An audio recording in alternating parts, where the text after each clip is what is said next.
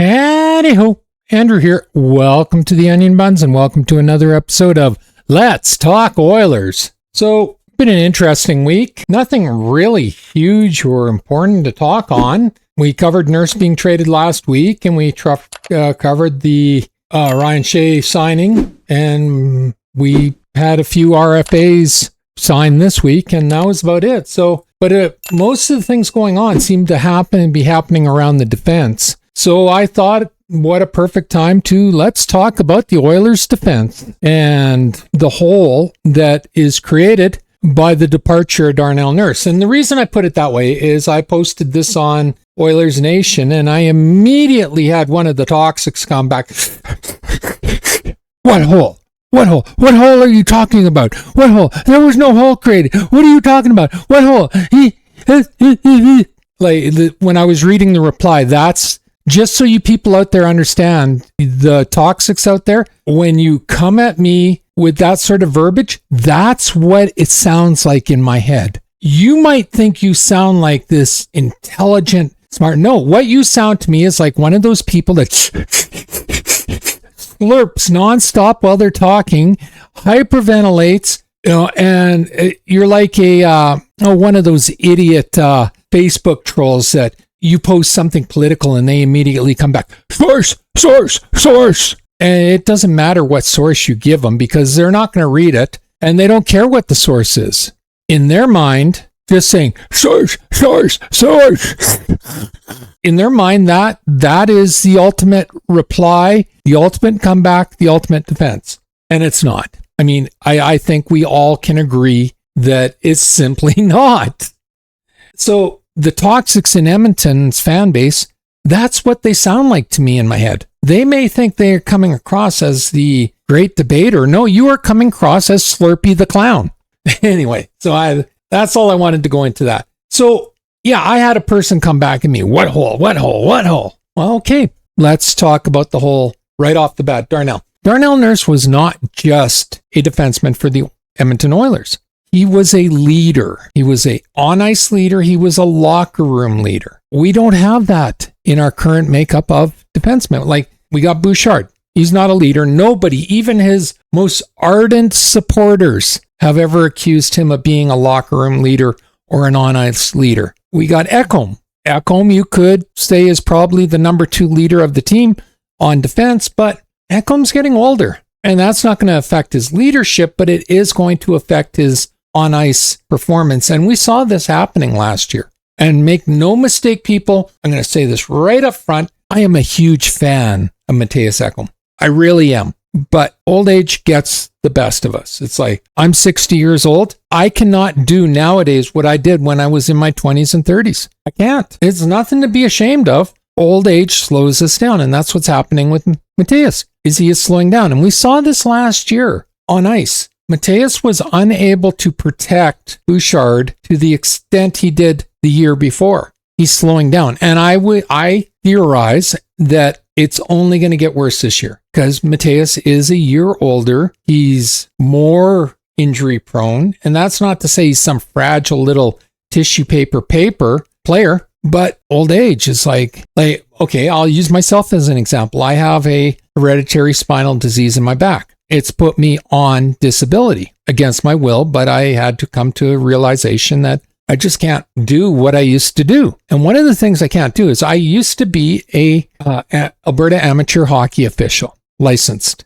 And I used to play hockey. I mean, like some of you'll know the name, is my first defense partner when I was just a wee little tyke was Brent Severin. Brent Severin played for the Quebec Nordiques and the Dallas Stars, and he works in the Dallas area now as a sports commentator. And that was my defensive partner. So I was fairly good at hockey. Now, I quit when I was in Pee Wees, so I can't tell you if I would have gone on or not. I mean, I had the size, but when my back went out in my, it started in my 20s, but it got diagnosed in my 30s, early 30s. I can't even take 3 strides with hockey skates on anymore and without pulling my groin. I can stretch. I can do everything I'm supposed to. Old age and injuries. I get on the ice. I take 3-4 strides. Groin's pulled every single time. Gave up on it.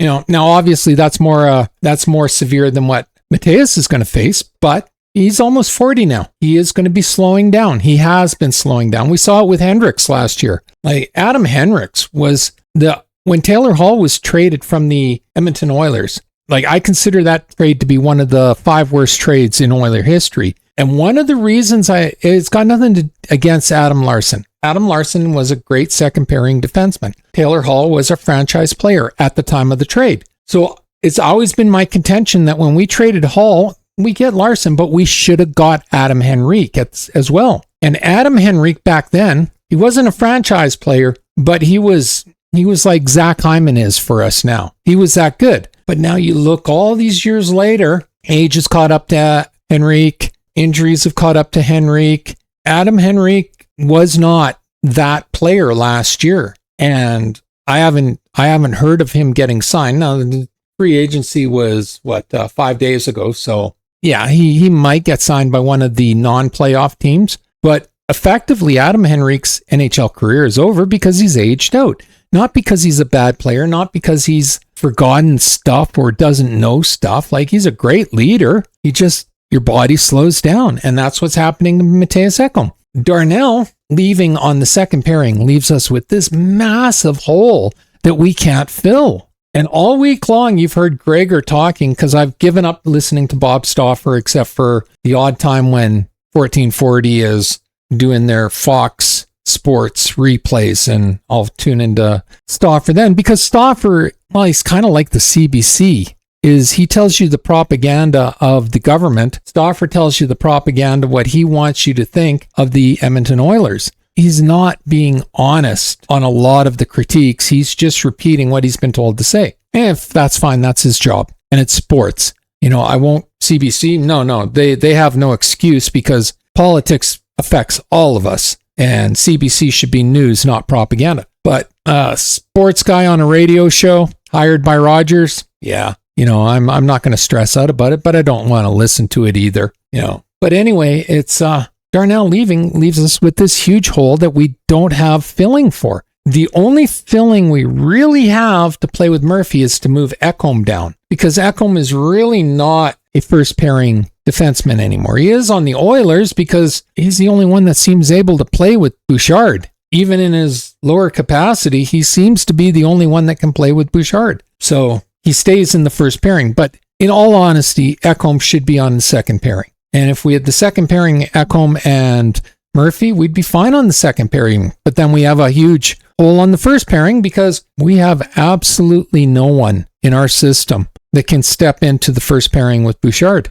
And Knobloch, to his surprise, last year actually tried a number of people up with Bouchard. Like, he tried Nurse, he tried Wallman, he tried Emerson. Like, he tried a number of different people up with Bouchard, and none of them worked. Only Ekholm worked. So it's going to be Bouchard and Ekholm in our first pairing. And we just have to hope that Bouchard, under Babcock, is more aware defensively than he's ever been before. That's just the God honest truth, is Ekholm can't pick up all the slack for Bouchard. Bouchard is going to have to pick up some of the defensive slack for Bouchard, which will probably bring down his offensive numbers. And with Babcock's system, it's going to bring it down. Like, I would not be shocked if Bouchard drops down to 55, 60 points this season. I really wouldn't. And that's a combination of Bouchard having to pay more attention to his own defensive play, because he's so used to just saying the hell with it and letting Ekholm cover for him. Well, Ekholm can't cover for him. So he's going to have to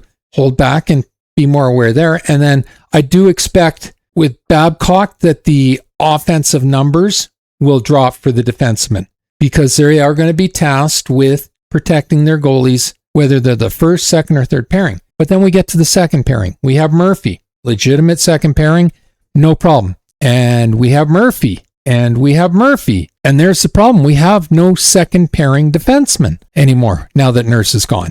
Now, we're probably going to put Wallman in there, but Wallman proved last year he's not a second pairing defenseman. He's a third pairing defenseman. And that's why he ended up on the third pairing. And we traded for Murphy to play with Nurse. And Murphy and Nurse were our most dependable, our best defensive pairing in the playoffs. And you could say in the final quarter of the season. So, okay, you put Wallman in there, and now you're stuck in the third pairing, and Bowman has been signing. Well, he signed Ryan Shea, and it's most likely going to be, in my opinion anyway, it's going to be Shea and Emerson on the third pairing. That's my guess. So that leaves this new guy that I'm not even going to try to say his name, but they just signed him to a 2-year contract. He came over in the Nurse trade. He's going to be our number 7 is my guess, though some people think he's going to move up to as far high up as number 4. He played for the San Jose Sharks last year. San Jose traded for Nurse and signed Jacob Trouba because San Jose, their weak point was defense. Like Trouba and Nurse walk into San Jose as their 1-2. That's their 1-2 defense, their top pairing and their leadership. And they were going to play probably 25, 26 minutes a game. And then the second and third pairing are going to split the minutes evenly and try to learn off of Nurse and Trouba. So one of the guys who was on San Jose is now an Oiler. Well, if all of the defensemen are third pairing or less on San Jose, how do you say they're a walk-in to be their second or third pairing on the Oilers? Like, I don't know the guy playing. I'm just going by the image, the thought process. It's like how bad the team was that they played for matters. A lot of people think, well, they had it's like Freddie Anderson in net. On Carolina, he wasn't really a great regular season goalie, but last year he wasn't even a really great goalie, to be honest. That's why he lost his job. But in Carolina, he had like a 9-10 save percentage. It's unreasonable to expect him to leave Carolina to step onto the Oilers and maintain a 9-10 save percentage because the Oilers do not protect their goalies like Carolina does. So it's not, and we've seen this over and over and over and over with goalies. It's like they come from one team, they come to the Oilers and they drop by upwards of a goal against every game. You know, it's like guy's at 905 and suddenly he's at 875 on the Oilers because the Oilers prior to this year did not protect their goalies. This is why I always stated that Skinner floating around the 900 was a better goalie than Jari or Ingram ever were, because Jari and Ingram on the Oilers were floating around 875. Skinner was the better goalie, but he got ran out of town. We brought these guys in and they didn't produce. I don't care what you say, but like Ingram is not better than Skinner. He wasn't, and he's not re-signed, but there's still a lot of people that try to insist that Ingram was a better goalie. He wasn't. If you go by the stats, he wasn't. Jari, we know he wasn't. Now, Anderson, I don't think Anderson will be better than Skinner was, but we'll see. He's the new one in. And then there's Devin Levi as the third pairing goalie. The Oilers are going to run 3 goalies, and he will be the third one playing the lesser amount of games. And we'll just have to hope that system works out. So anyway, back to the defense.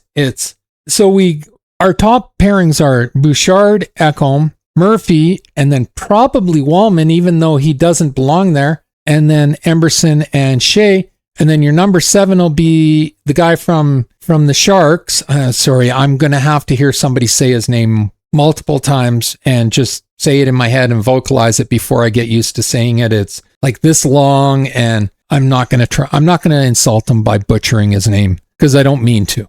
And then our number 8, they just re-signed to Spencer Stastny. Well, I don't think Spencer Stastny is an NHL defenseman. And I've said that before. So, and then we still have the farm guys, because I still would like to see Josh Brown up on our defense because he brings physicality, something we've been grossly missing. So, yeah, and then you float over to San Jose, Nurse and Trouba. I would put Nurse and Trouba over our top pairing, whereas I think Bouchard's going to drop to between 55 and 65 points this season, unless he can really hammer it home on the power play. I think Nurse is going to be back up around the 75 point on San Jose, because all that penalty or power play time that he did not get in the last 3 seasons of the Oilers, he will get on San Jose. And when he was on the Oilers 4 seasons ago, he was at 75, closer to 80 points that season because he got power play time. Darnell Nurse is a 75, 80 point player when you give him the opportunity to be a 75, 80 point player. So yeah, I'll be very interested in watching both teams to see where the points show up. I expect Bouchard to take a step backwards this year, but hopefully that means his defensive play will improve. And I'll take that. If Bouchard can become even an average defensive defenseman and then get his points cherry picking on the power play, and he's never been a really strong 5-on-5 scorer. That was Nurse as well, by the way. Nurse always led the team in 5-on-5 scoring for the defense. So, yeah, we'll have to see. But I think we're going to see a lot of people that have been bashing Darnell this past few years go, why didn't he play like that when he was an Oiler? Well, he did. He just got all his opportunities taken away because the Toxics and Stauffer and all them wanted Bouchard getting all the power play time. I really think the power play, like I'm fine with McDavid and Draisaitl and Nuge and Hyman playing the minutes they do on the power play. But I always thought our defense should have been half and half. So a 2-minute power play, you get Bouchard for 1 minute and you get Nurse for 1 minute. Knobloch didn't like Nurse for some reason. And he took away all of his power play minutes. So I think we're going to see Darnell on the Sharks return to what Darnell was 4 years ago. That's my guess anyway. But yeah, so it'll be interesting. But that's a breakdown of our defense for this season. I expect less points on our defense, but more defensive responsibility. And I'm really going to rock the boat with this statement. But I want to say this while we're far and away from the regular season or the playoffs. At come trade deadline, I think there's going to be 2 names being moved out of Edmonton. One of them's going to be Spencer Stastny. I don't think he should have been signed, but I think he's going to be moved out at trade deadline. The other's going to be Matt Savoy, because Savoy, he doesn't have the offense unless we're playing a last place team. His defense is grossly overrated by the people that want you to love him. I mean, he's not terrible, but he's not this shutdown amazing defender that people say. He's undersized. He gets knocked off the puck so easily. I've heard some other people in Edmonton say it finally on the media. He's Yamamoto 2.0. And I think he will be moved out come trade deadline. I don't think he's going to mesh into Babcock's system. And you can come into the comments and yell at me, scream at me, whatever, but that's just the way I see it. And that's my video for this week. If you like the video, leave a like, a subscribe, and a share. I'm trying to grow my channel, and a like, a subscribe, and a share does me wonders, and I do appreciate it. Takes 1 second to subscribe, costs you absolutely nothing, helps me immensely. Just hit the subscribe button on the bottom of the screen. If you're watching this on Instagram or Rumble, please follow my channels. I always feel free to leave a comment. I encourage you to leave a comment. Not only does it get us interacting, it really does help me with the YouTube algorithm and getting more eyes in my videos. And as always, pew, pew, pew, and shit. Thanks for watching. Bye.